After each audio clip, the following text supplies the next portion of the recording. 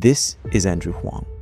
Online, he goes by Bunny, a grad student at MIT. Glasses on, soldering iron in hand, staring at the black and green box Microsoft just released, the original Xbox. To the world, it's a console. To him, it's a locked computer, and he hates locks. Microsoft swears the Xbox is unbreakable.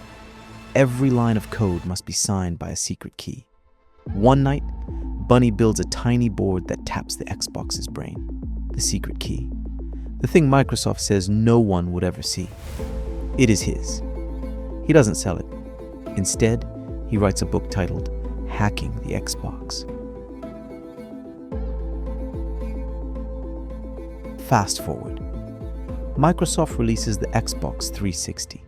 Stronger security, tighter locks, unhackable.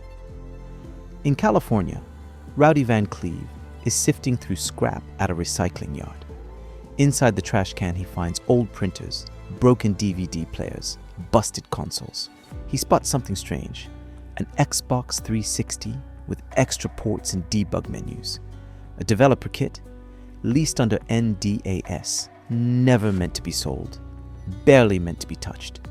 Yet here they are by the dozens, by the hundreds. Rowdy starts collecting, then selling. Dev kits land in the hands of kids who grew up on hacking the Xbox. Some of them will form a crew. The FBI will name the Xbox Underground.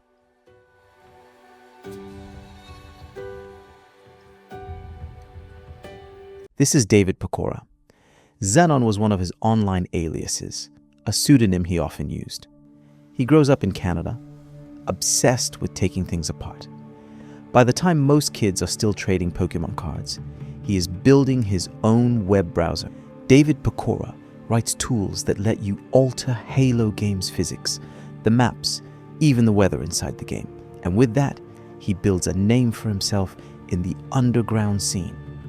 In 2005, the Xbox 360 arrives. If you want to break it, you need what Microsoft gives, only to verified studios.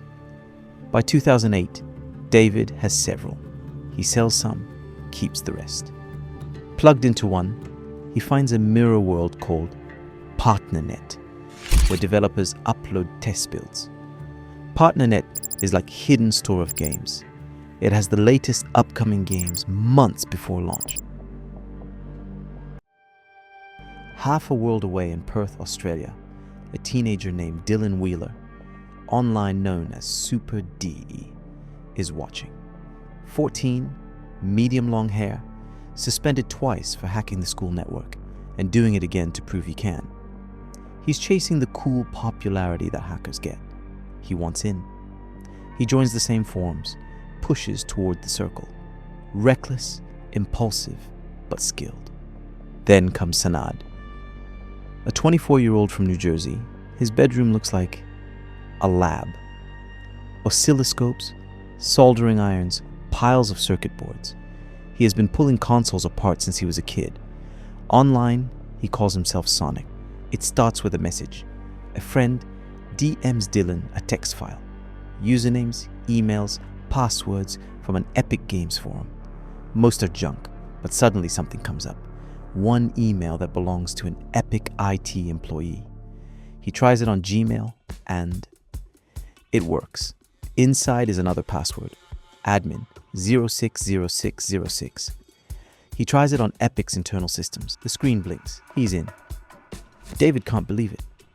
Epic, studio behind Unreal Tournament and Gears of War, is now wide open. He makes himself a promise. He won't get into no personal data, no credit cards, no customers, just the games. They dig for weeks. Then they find it. They find an early build of Gears of War 3, months before release. But downloading it is risky. If Epic's security team is watching, their IP addresses will light up like flares. That's where Sanad comes in. In New Jersey, he's sitting next to a custom modem he modified himself, one that masks his traffic, reroutes his digital footprints. He burns the build onto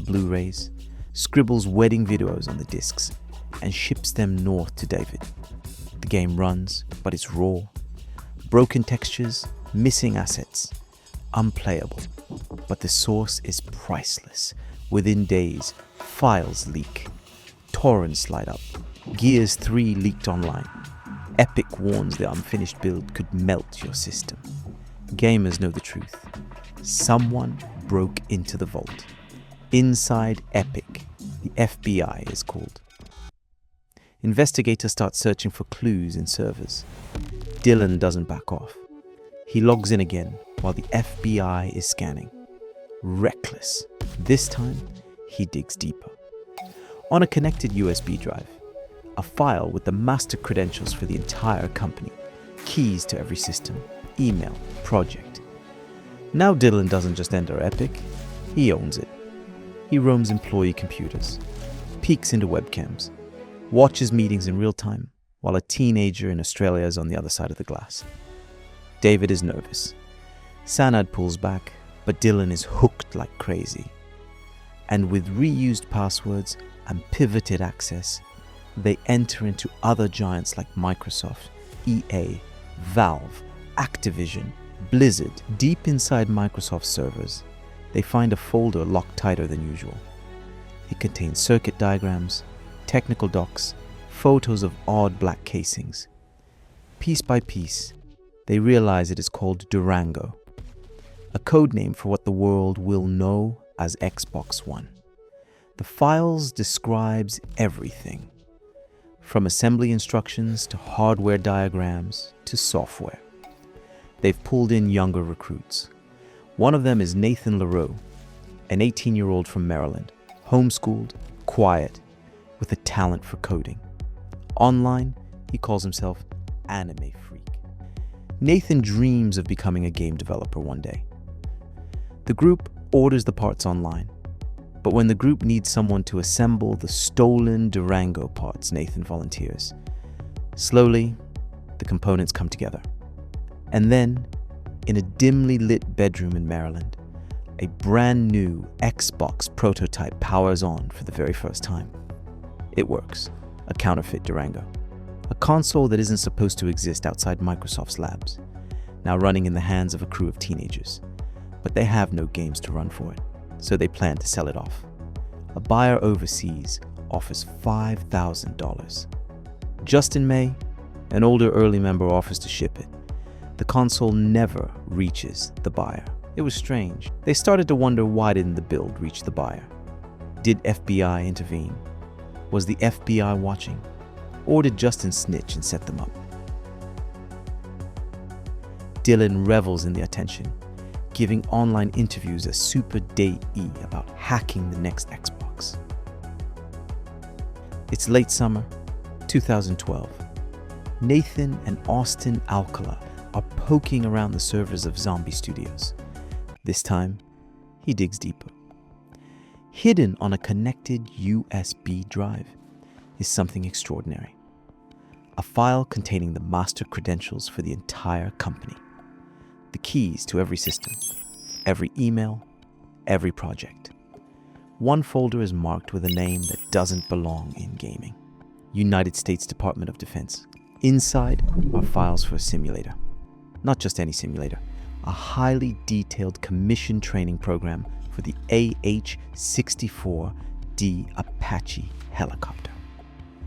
David and Sanad are furious. Dylan thinks it's hilarious. He calls it the ultimate unreleased title. But the FBI is already circling. Inside Microsoft, investigator Miles Hawks is tracking him.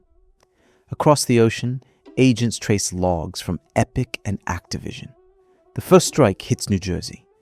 Agents kick down Sanad's door. Computer seized, house searched. He sends photos of the warrant to the group. Not long after, Nathan is raided in Maryland. Hard drive seized, cuffs, parents watching. Dylan lashes out. He posts the names of FBI agents. He threatens them. Jokes about sending hitmen. He'll say he regrets it later. The Bureau doesn't care. Every word counts. Trust fractures. Some blame Justin May, the same guy who once tried to steal a game at PAX, who offered to ship the Durango that vanished. By early 2013, walls close in. Australia arrests Super Day. The manhunt has begun. By 2013, the Xbox underground is falling apart. Dylan Wheeler, Nathan, and Sanad are already raided. David Pecora keeps a low profile in Canada, hoping the storm will pass. But the FBI has been building its case for years. When the indictments drop, they are precise. Charges of conspiracy, fraud, theft of intellectual property. One detail stands out. Person A, the unnamed insider who helped the FBI. The description matches only one person they know. Justin May. They never fully trusted. Pecora was arrested in March, attempting to cross the U.S.-Canada border at Lewiston, New York. He is scheduled to be sentenced on January 2015. David Pecora cooperates, explaining PartnerNet, the pivots, the firewalls they bypassed. In court, he pleads guilty.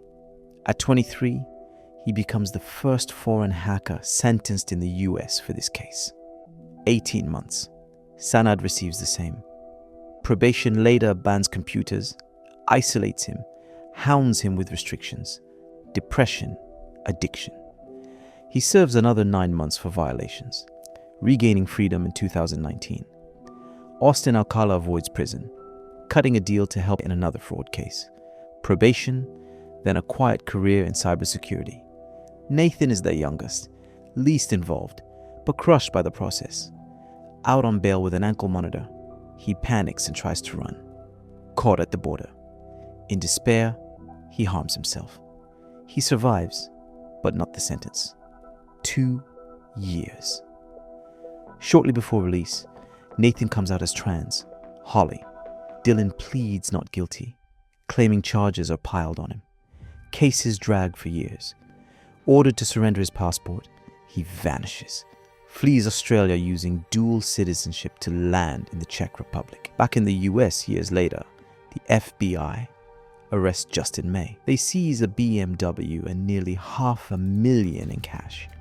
In 2021, he's convicted of fraud, tax evasion, money laundering. For the Xbox underground, this is their tragic end.